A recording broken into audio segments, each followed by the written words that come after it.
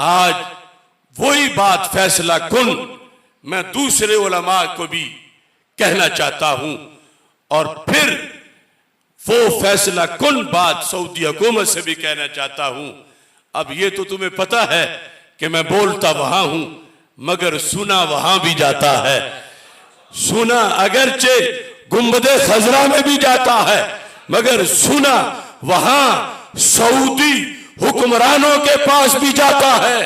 मैं पाकिस्तान के ही नहीं दुनिया भर के उलमा से ये कह रहा हूं, नजरिया बहुत मुकद्दम है, इसके लिए बड़ी बड़ी महबूब चीजें देनी पड़ती हैं और नजरिए को उजागर करना पड़ता है। उस वक्त तक गलबा इस्लाम नहीं होगा जब तक हरमैन शरीफैन से इन बहरी डाकुओं का कब्जा खत्म नहीं होगा, जब तक यह एतिकादी हरमैन शरीफैन से खत्म नहीं होगी, जब तक इनका फैलाया हुआ गंदा नजरिया कायनात से मुसलमानों के अंदर से खत्म नहीं होगा, उस वक्त तक कभी भी मुस्लिम उम्मा को उरूज नहीं आ सकता। मुस्लिम उम्मा के उरूज की पहली कड़ी यह है कि नजदीयत की बला को हिजाज मुकद्दस से दफा किया जाए। और इसमें सऊदी हुकूमत से बिल्कुल दो टोक लफ्जों से कह रहा हूं और पाकिस्तान के इदारों से भी कि ये जिस वक्त हमें वीजा देते हैं क्या उस वक्त ये सोए हुए होते हैं? मैं किसी और के नाम पे सफर करके नहीं गया, मैं अपने नाम पे सफर करके गया। मेरे पासपोर्ट पर मेरी ही तस्वीर थी, मेरे पासपोर्ट पर मेरा ही नाम था, मेरे वीजे पर मेरी यही इमामे वाली तस्वीर थी। तो जब ये मुझ पे पाबंदी लगा चुके थे तो इन्होंने वीजा देते वक्त क्यों नहीं इनकार किया?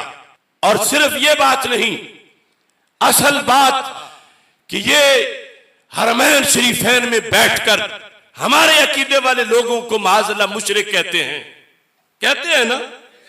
बोलो तो सही, कहते हैं। इसमें कोई दूसरी राय नहीं, सिर्फ मुशरिक नहीं कहते, डबल मुशरिक कहते हैं। मैं इस पर इनके दर्जनों फतवे दिखा सकता हूं। अबू जाल से बड़ा मुशरिक कहते हैं और उसकी दलीलें अपनी घड़ी हुई हैं इन्होंने। अब ये जो कुछ वो बकवास करते हैं करते रहे, लेकिन मेरा मुतालबा है आज कि जब इनका मजहब ये है हमारे बारे में कि जो अस्सलातु वस्सलामु अलैका या रसूल अल्लाह सल्लल्लाहु अलैहि वसल्लम पढ़ता है, मिलाद मनाता है, सरकार का वसीला देता है, आसारे रसूल पे सवाब के लिए जाता है, इनके नजदीक जब वो मुशरिक है तो फिर ये मुशरिक को वीजा क्यों देते हैं? हम हक बजानिब हैं, इनसे पूछे कि और जब ये शर्त लिखेंगे तो फिर सूरज गरूब होने से पहले किसी बिल में जाके रहेंगे। पूरी दुनिया की अक्सरियत आबादी या रसूल अल्लाह वालों की है।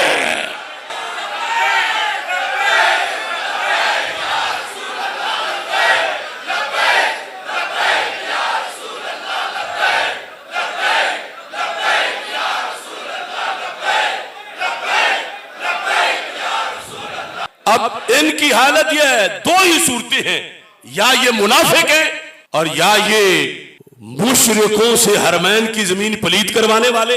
गेंद इनके कोर्ट में है, सिर्फ अपनी हुकूमत बचाने के लिए इन्होंने मुंह में घुघनियां डाली हुई हैं। ओ नजद के हरकारों, या रसूल अल्लाह कहना मेरा दीन है। और अक़वाम मुत्तहिदा में जहां चाहो मैं 2 मिनट में तुम्हारे मुल्लाओं को उल्टा करूंगा इंशाअल्लाह।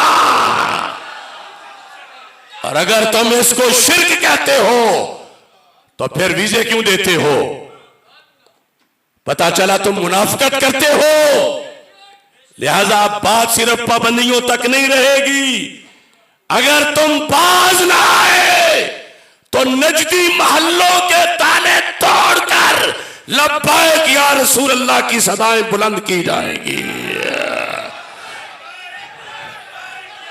तुम क्या लगते हो सरजमीन हिजाज के ए बहरी डाकुओं, तुम वहां क्रिसमस मनाते हो और उसको ईद मिलाद कहते हो। क्रिसमस को ईद मिलाद कह के खुतबे देते हैं और जिनके सदके कायनात बनी है उनके मिलाद पे पाबंदियां लगाते हो। अब बात होगी खुली खुली और मैं अपने उलमा को भी कहूंगा, क्या है इनके पास? हमारा है वो सब कुछ। ये बहरी डाकू, अंग्रेज के टाउट, यहूद के एजेंट। हम तसादुम वहां नहीं चाहते, लेकिन इन्हें मक्का मुकरमा और मदीना मुनव्वरा को खुला शहर करार देना पड़ेगा। जिन पे पाबंदियां लगानी चाहिए उनके ये बूट चाटते हैं और यहूद के लिए इन्होंने मुकद्दस जमीन खुली छोड़ी हुई है। और यहां बैठे हुए पाकिस्तान में उनके एजेंट जो रियाल खा खा के बिल्कुल डीजल की तरह मोटे हो चुके हैं। मैं इनसे पूछता हूं, तुम्हें अब कुरान भूल गया है? क्यों नहीं तुम इनको कहते ला तत्ताखिजुल यहूद वन नसारा औलिया? जब ट्रंप की बीवी से सलमान ने हाथ मिलाया, तुम कंजरों कहां थे? हरम के मुफ्तियों, कंजर से भी बड़ा लफ्ज तुम्हारे बारे में बोलना पड़ेगा कि जो दीनी हमीयत से तुम बिल्कुल मफादात चाटने के लिए चुप करके बैठे हो। काबा बंद हुआ, हरम बंद हुआ, हज बंद हुआ और तुम अपनी वहां से तनख्वाहें लेके यहां पाकिस्तान में मुस्तंडे बन के बैठे हुए हो। लिहाजा कौन होते हैं ये पाबंदियां लगाने वाले? हम तो इससे भीख नहीं मांगेंगे। तुम्हें पता ही नहीं कि उस हस्ती से हमारे दिलों का राबता तेज कितना है।